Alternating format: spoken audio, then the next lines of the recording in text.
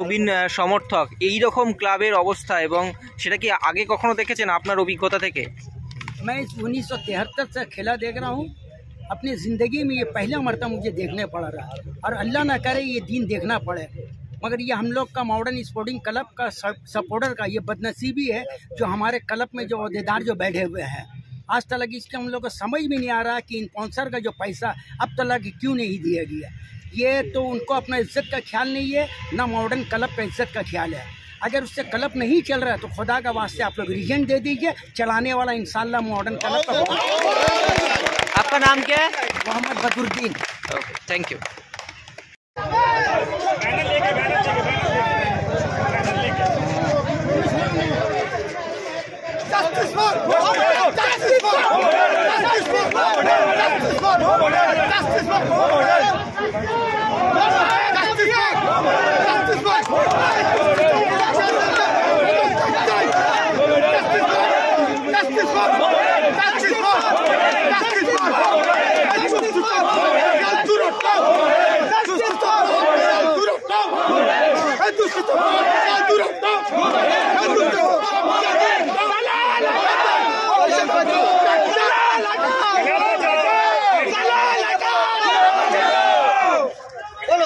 আজকে আমরা যে এখানে জামায়াত হয়েছি সেটা সবাই কম বেশি জানে যে আমরা দীর্ঘদিন পর তিন প্রধানের আমরা এক প্রধান মোহামেডান স্পোর্টিং ক্লাব আমরা আইএসএল অর্জন করেছি, কিন্তু দুর্ভাগ্যজনক যে দুষ্ট চক্র অফিসিয়ালদের জন্য আমরা আইএসএল জীবনে খেলতে পারছি না।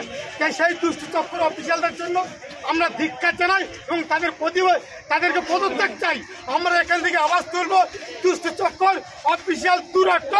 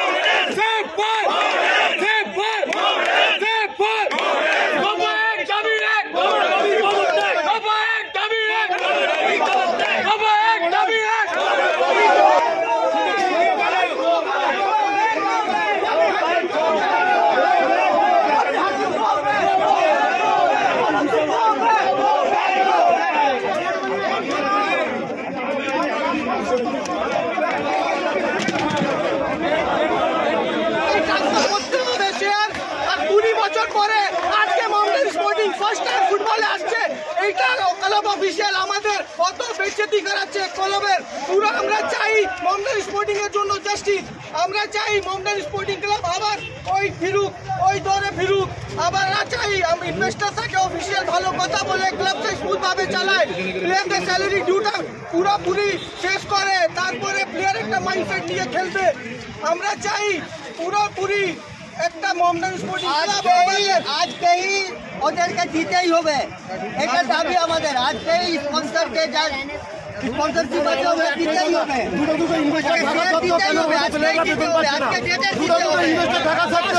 আমাদের প্লেয়াররা কেন বেতন পাচ্ছে না?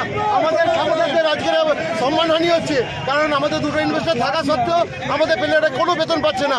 আমাদের মানহানি হচ্ছে। এই মানহানি কেন হচ্ছে? জেলা কর্মকর্তার জবাবদিহি করতেই হবে। কেন আজকে দুটো ইনভেস্টর থাকা সত্ত্বেও বিগত দিনের মতো আজকে এই প্রবলেম হচ্ছে? আমাদের ক্লাব প্রেসিডেন্ট আমিনুদ্দিন নবীকে সামনে আসতে হবে, ক্লাব এসে সমর্থকদের সঙ্গে কথা বলতে হবে। কেন আপনারা পালিয়ে বেড়াচ্ছেন? কি অসুবিধা হচ্ছে?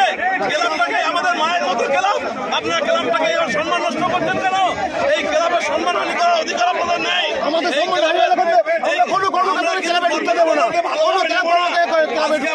সম্মান হানি ভারতবর্ষ নয়, সারা ভারতবর্ষ নয়, অন্যান্য দেশে আমাদের মোহামেডান সাপোর্টার আছে। আপনার কি নাম? শেখ আলাউদ্দিন। আজকে আমিনুদ্দিন নবী। কত বছরের মেম্বার আপনি? 2013 সাল থেকে লাইভ মেম্বার। অনেক আগে থেকে আমরা খেলা দেখতে আসছি। ক্লাব কর্তারা তো শেয়ার ট্রান্সফারের কথা বলেছেন। হ্যাঁ, তা সত্ত্বেও বলছি অনেকবার এরকম শুনছি আমরা, বারংবার শুনছি, অথচ হচ্ছে না। এটা কার স্বার্থে হচ্ছে না, কার সুবিধার্থে হচ্ছে না, সেগুলো আমরা জানতে চাই। কেন বলবে যে আমাদের শেয়ার ট্রান্সফার করা হয়নি? আমি লাইভ চারজন আমার ফ্যামিলি, অথচ এটাকে ভোট হয় না। আপনারা কি ক্লাব কর্তাদের পদত্যাগ চাইছেন? আমরা অবশ্যই চাইছি, অবশ্যই। আজকে না চালাতে পারলে সরে যান। অনেক ভালো ভালো লোক আছে এই ক্লাব চালানোর মতো, আজকে এই ক্লাবটা চালানোর মতো বহুত লোক আছে। আপনাদের মতো অপদস্থ লোক এই ক্লাব চালাতে পারে না। আজকে আপনার ক্লাবটা কি অবস্থা হচ্ছে, সারা দেশে বদনাম হচ্ছে। এই বদনামের ভাগিদার আমরা হয়ে যাচ্ছি মোহামেডান সাপোর্টার হিসাবে।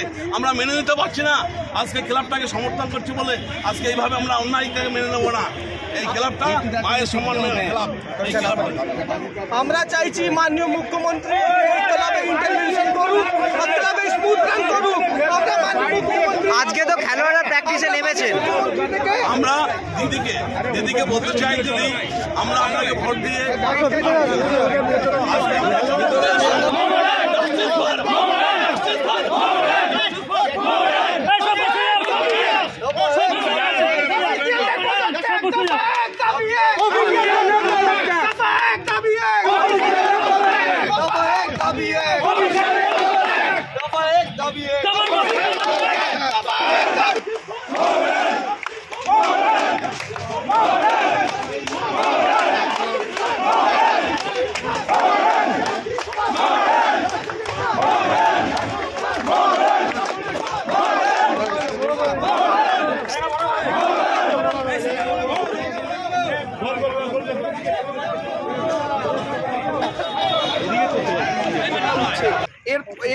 এর জবাবটা কে দেবে?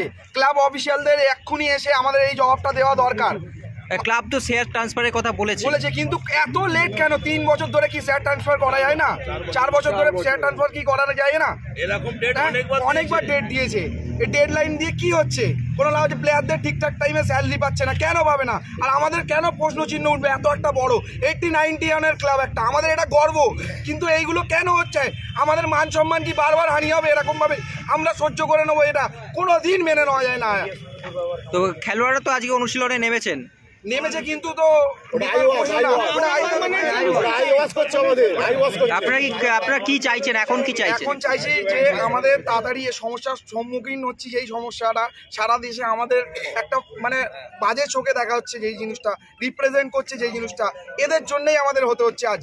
সেই রিপ্রেজেন্টেন্ট যদি না আমরা সারা দেশে হই, আমাদের একটা ঐতিহ্যশালী ক্লাব, এটা আমাদের গর্ব, এটা আমাদের রক্তের সাথে সম্পর্ক। এটা তো আমরা একটাই বলতে চাই, মাননীয় মুখ্যমন্ত্রী আমাদের দিদি, সবার দিদি, তাঁকে ভোট দিয়ে আমরা সংখ্যালঘু ভাইরা আমরা তাঁকে ভোট দিয়ে বলতে নেই, একচেটিয়া ভোট দিয়েছি তাঁকে, আমরা একচেটিয়া ভোট দিয়ে আমরা তাঁকে জিতিয়েছি। আমরা তো আশা করতে পারি এই ক্লাবের জন্য তিনিও কিছু করুক। আজকে আমাদের অফিসিয়ালরা কি করছে? দিদির কাছে তো যেতে হবে, দাবি দাবা নিয়ে যেতে হবে। আজকে তোরা তো ক্লাবটা চালাতে পারছিস না, এই ক্লাবটা চালাতে পারছিস না। পড়োশি ক্লাব ইস্ট বেঙ্গল মোহনবাগান, তাকে তো অনেক সাপোর্ট করেছে দিদি, ওনার কাছে গেলে অবশ্যই সাপোর্ট করবে, তার জন্য যেতে হবে। সেটা করছে কিনা আমাদের কাছে বলুক, যদি না পারে আমাদেরকে বলুক, আমরা যাবো দিদির কাছে, আমরা যাবো দিদির কাছে। এই ক্লাব চালাতে গেলে দিদিরও সাহায্য দরকার। আজকে বাংলার মুখ্যমন্ত্রী উনি ফুটবল প্রেমী মানুষ, মধ্যে